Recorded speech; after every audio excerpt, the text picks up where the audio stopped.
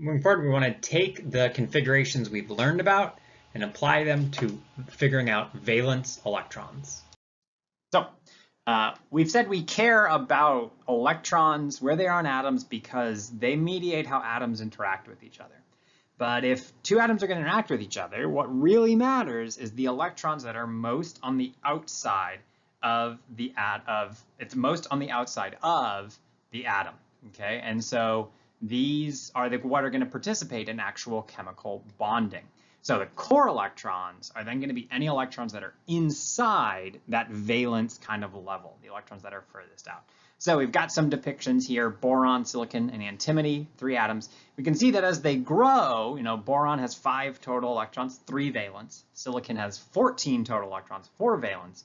And antimony has 51 total electrons, but only 5 valence. It's one of the important things about this that we're going to start to see is that number of valence electrons isn't going to get very high, and that's really important in terms of consistencies among how atoms interact with each other.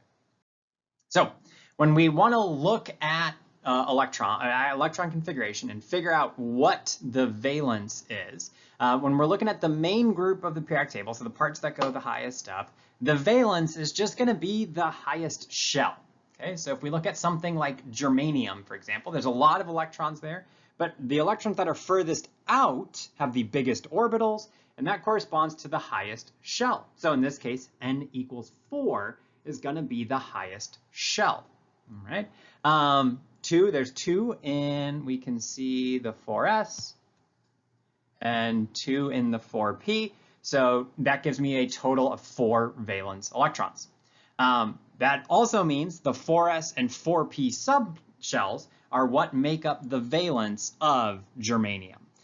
So those are the furthest out subshells. So they are out the further, are what actually mediates, right? It's not necessarily, these are arranged in energy. So we can see that 3D is there, but that full 3D subshell is actually not in the valence. That's because it's lower, right? It's a lower shell, which means it's literally closer to the nucleus.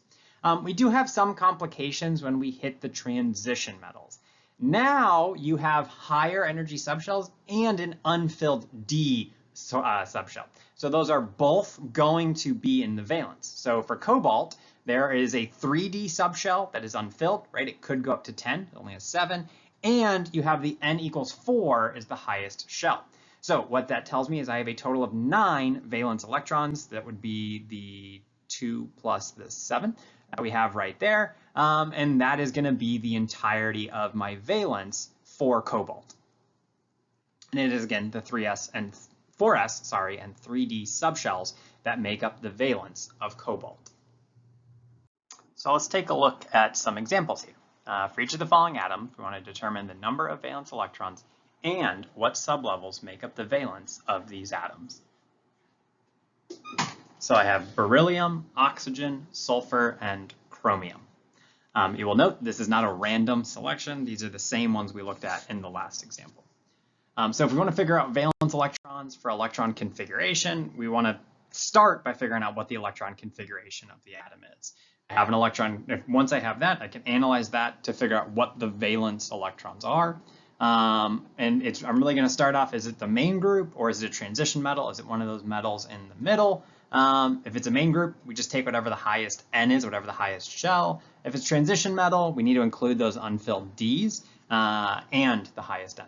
So these 4, again, were not random. These were the 4 that we got the electron configuration of previously. So beryllium, oxygen, sulfur, and chromium, we have those, 1s2, 2s2 for beryllium, oxygen, so on. So beryllium, and when we're looking, that characterization, when we're looking at things being transition metals or not, one of the things that is always going to be characteristic of transition metals is D-type subshells will be the highest. So beryllium, oxygen, sulfur, none of them are in the transition metals. We can see that none of them have a D as that outermost subshell. So for beryllium, the outermost subshell is S, 2s2. So we know that N equals 2 is the highest level. And so then the question is, how many electrons are in N equals 2? Well, in N equals 2, we only have the 2s subshell. We can see that we only have the 1 subshell. However many electrons are in there at 2, there are 2 valence electrons. And so 2s is the subshell that makes up the valence. For oxygen, again, n equals 2 is the highest level. But this time there are two subshells there. I have 2s and 2p that are both in there. So I need to add those two exponents together, the 2 and the 4, to give me 6 total valence electrons.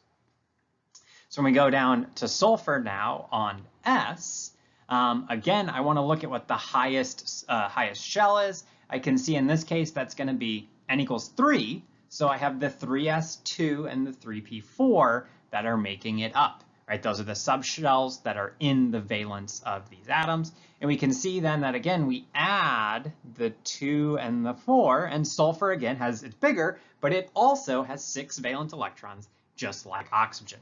Chromium, 1s2, 2s2, 2p6, 3s2, 3p6, 4s2, 3d4. There's a lot of electrons and a lot of different things. But again, we're focusing just on the end, that highest level. Chromium is a transition metal. It shows up in the middle of the periodic table. And so n equals 4 is the highest shell, but there's also a 3d that's unfilled. We can tell it's unfilled because we know that 4 is less than 10, right? A d can have a total of 10 electrons in there, but we haven't hit that. So it's open, it's unfilled. And so because it's unfilled, it can participate in some chemistry. You could put more electrons in there, or take some out. You could do kind of changes. That's why it's part of the valence. So collectively, it's 4s and 3d, and we add those exponents together. 2 plus 4, hey, again, 6 valence electrons. We can see, even though chromium has a much higher total of electrons, has 24 total electrons, it still only has 6 of those that are valence. Because of this Aufbau, this building up, you kind of only have a handful of electrons, or a smaller number of electrons that are actually on the outside of the atom.